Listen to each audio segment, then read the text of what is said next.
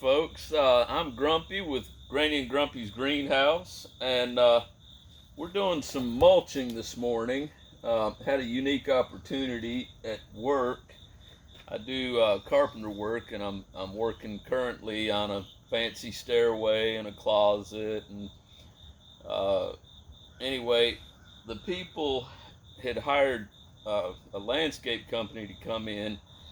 They originally had Bermuda grass in their yard, and I guess for some reason she decided she didn't like Bermuda grass. She wanted to switch it, all of it, over to fescue. So they brought a guy in with this interesting little machine.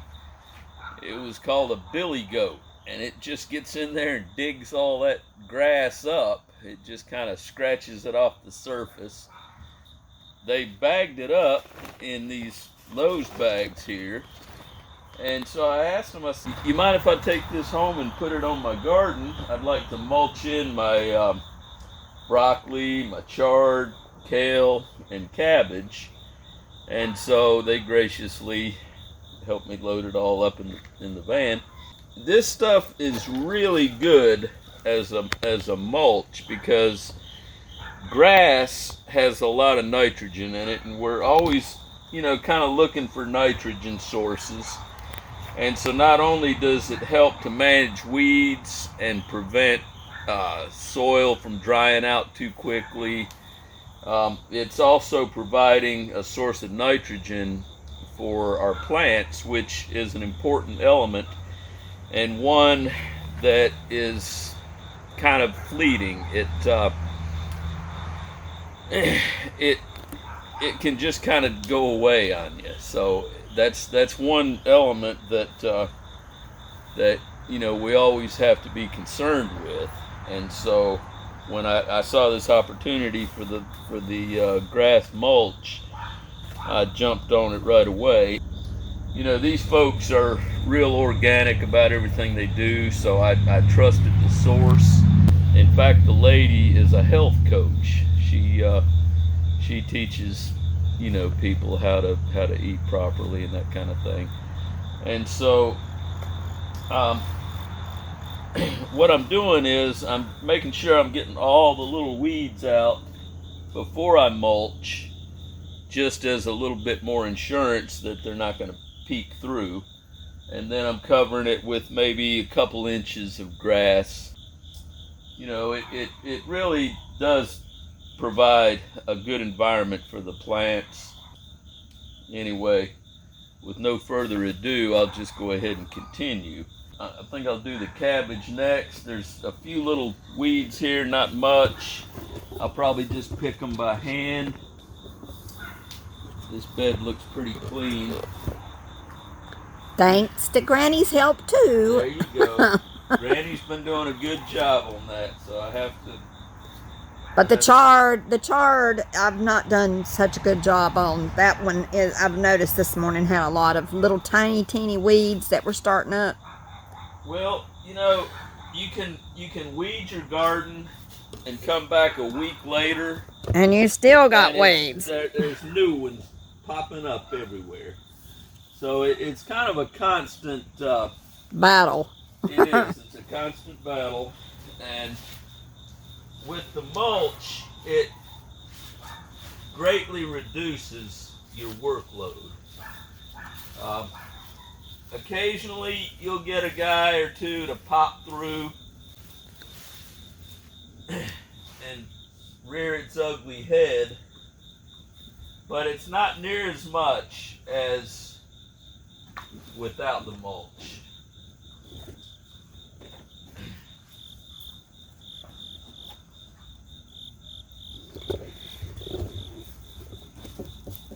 So having said that, I think I will help you a little bit, try to get some of it out of there. I just got to tie off my camera so that it doesn't go to the ground while we're working. I think we can still want to see. get the back side. Yeah.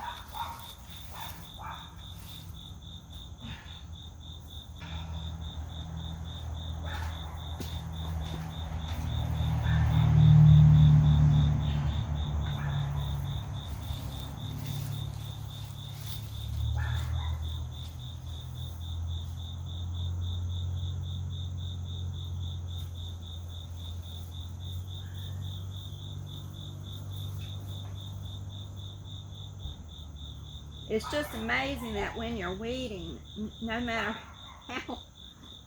how much you weed, you come back, there's more. Yeah. It's like bad habits. Well, the seeds are constantly sprouting and germinating, and right when you think you've got them all, a whole new crop comes up. Well, it's just the same way with our lives. You know, we hate sin, and we want Jesus to come in and live in our hearts so that, you know, we can get rid of all these sins, and he'll get rid of them in time. And so we get everything and we think, oh boy, it's looking better, everything's looking better, and then bang! Here comes a whole nother crop of weeds. Yep, a whole nother crop of sins that we didn't even realize was a sin. And then we start to feel the Holy Spirit working in our hearts that we don't want this. Right now, Granny is having the worst nightmare of trouble with appetite. So be praying for me, people, because I'm telling you, appetite is a terrible dog. Well, you might notice that I got a little problem in that area too, so don't feel all alone, Granny.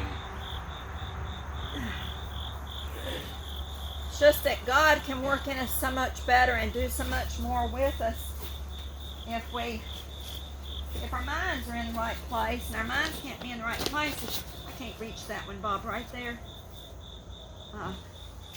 And there's another one right there.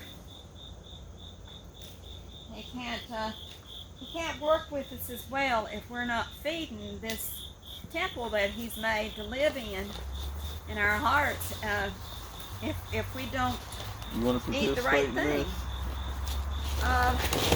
is it going to cause me to be itchy? Because I tell you what, folks. I'll tell you what, folks. Granny hates her some habaneros bad. That habanero experience, you can't see it this far away, I'm sure, but from here to here, when I came out of there, I ain't been nothing but itching right there. I scratched and scratched. Now I have to tell you, this stuff does not smell the best in the world. No, it's kind of barnyard, that's for sure. It's pretty stinky.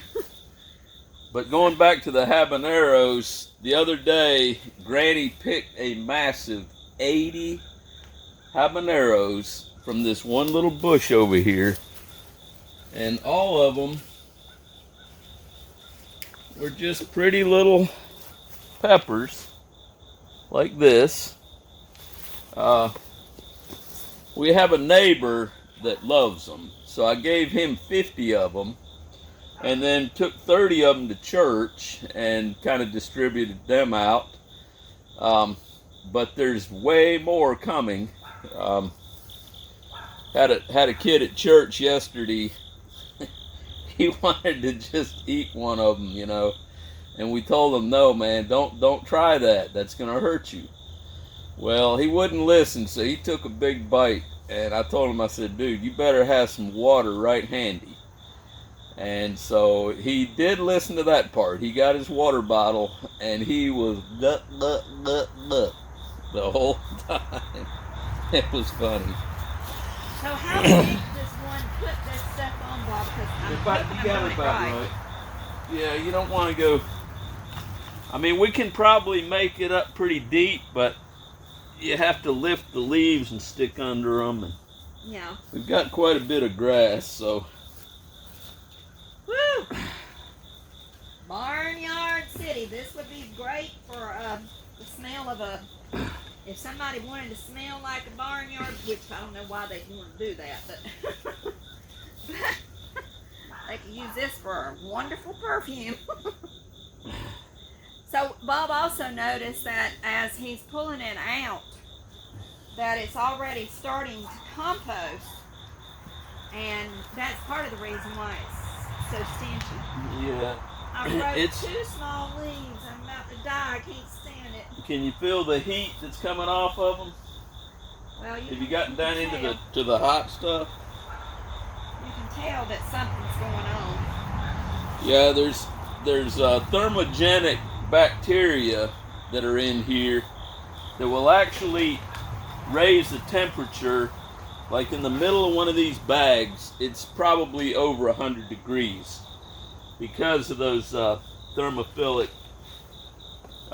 bacteria. And it's all part of God's process in breaking down, you know, the organic material that becomes wasted. And but this is basically how you make compost. You could just compost just this grass as is, and it will make a marvelous compost. In fact, we may have some left over to put out. We probably will. We have a compost pile outside of the greenhouse, and we'll probably this will help it to start breaking down more. Yeah, get more nitrogen. We just need to go get a truckload of horse manure. No, you don't need it. We don't need it? No. We used to make compost with horse manure and leaves that we raked up in the fall. And Granny hates her some raking, I tell you now. I hate that stuff. Well, we're not doing that method anymore. It's just too much like work. We too old for that mess. But yeah, when you're making compost, you want a certain ratio of carbon to nitrogen. And I forget off the top of my head what the ideal mix is, but things like grass clippings are very high in nitrogen. You can get, of course, manures are high in nitrogen. Coffee grounds are high in nitrogen. And see, we don't drink coffee, so that don't help us any. True. But what you want to do, you don't want to just rely on just leaves or wood chips or anything like that. You want to have something in there that's going to provide nitrogen, because the bacteria that are breaking these things down, they have to take the nitrogen and make amino acids from it. All proteins are rich in nitrogen, which is one of the key elements in amino acids. And so without nitrogen, you really cannot have a normal growth of a plant or an animal. And so this is why nitrogen is so important. It's for normal cell division. It's very essential to get the proper amount of amino acids to the organism. Well, I kind of did. She's fussing at me about my weeding. Well, sometimes he'll come, like, I've worked all day well, not all day, but for a couple of hours that morning weeding. And you think you've got everything. And then you come in the evening and come outside to look at the greenhouse and what's going on in it. And here's sprung up a whole bunch more new plants, or some that I actually did miss. And so it's easy to do that. I feel like a carpet layer. Yeah, we're putting down some carpet here. Oh man, this stuff smells icky. I'm sorry, but I can't stand the smell of it.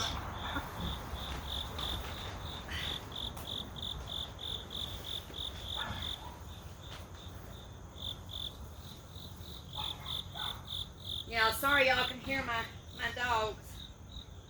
I haven't put up my dog explanation of what's been going on with my dogs yet. I'm going to do that tonight. I have come up with a resolve. Pretty sure I'm going to sell one of the dogs. It's my oldest one. I'm going to hate it, but she's just not happy, and she wants to grump and fight a lot. And you can't have that when you have, more than one dog. Can't have that going on. Well, she was an only dog for years, and then when other dogs started moving in, she got a little jealous, and she has subdued her, anger and stuff pretty well up until now. She's gotten a little bit out of control, so. So as much as I don't want to have to sell her, I'm going to have to, because, or if I can find her a good home that just will take her. But it's got to be, I'm very particular. I want to make sure she's not going to get killed. So if any of y'all folks want a nice Chihuahua, she's an excellent lap dog. Yeah, she's a really good lap dog, but she sits in Grumpy's lap all the time. She has a little bit of trouble getting along with other dogs. Well, it's worse than a little bit, but anyway.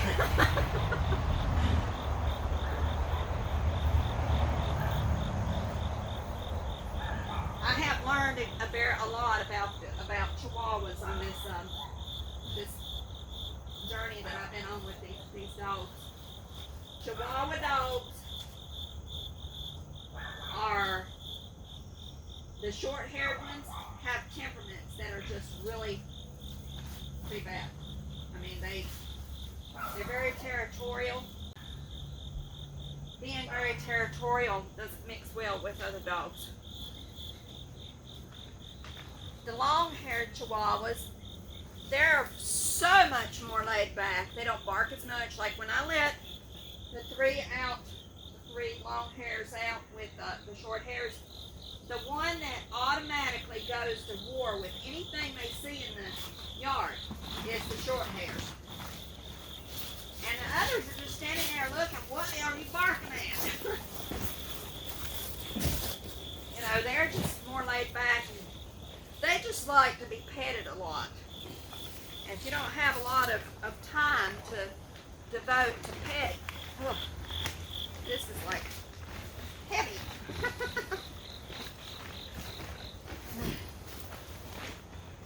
I'll give you a quick update on how Granny is feeling. I don't know about Grumpy yet. He hasn't made any comments about it.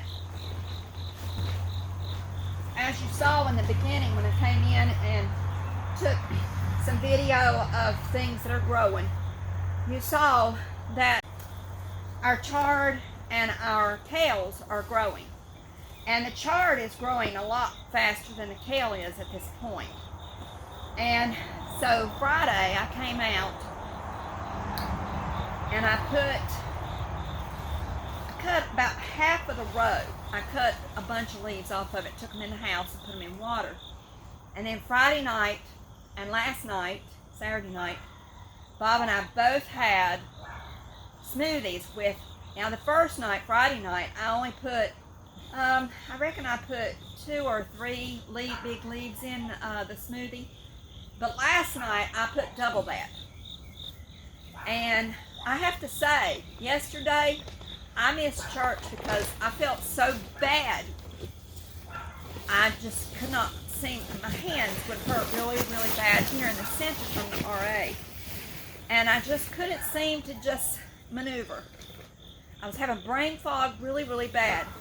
And when I got up yesterday morning, I started feeling better. And I attribute it to, it's not in my mind, I attribute it to the chard. Because this is full spectrum food. And I know that I'm getting what I need out of the food. And so I felt better, and even yesterday evening, as the day prolonged, instead of feeling worse, I felt better. Now, I did something last night that I haven't done in a long time. I was able to span my whole night of not taking any medication at all. And I didn't take anything until 5 o'clock this morning. That's not a possibility usually. But because I had had double kale. So guess what? Tonight, we're going to be eating a lot of kale this winter and fall. Yeah, so we're going to be eating a lot of chard and kale. Because the chard is a little earthy taste. And so I'm getting used to the taste. And I don't mind it, because if it makes me feel better, well, I won't eat dookie, but I'll tell you, I'd eat almost anything. if it made me feel better. So anyway, well, we hope that you've enjoyed watching us put this mulch out and coming in the greenhouse with us today. We hope that you understand how this works and how it helps so much. And this will break down pretty fast, and as the days go by, then it'll help cut the weed population down some too, thank goodness. We hope you have a blessed day. We thank you so much for being our subscribers, and we pray that you have a blessed and marvelous afternoon and evening. Thanks. We'll see you later. We love you.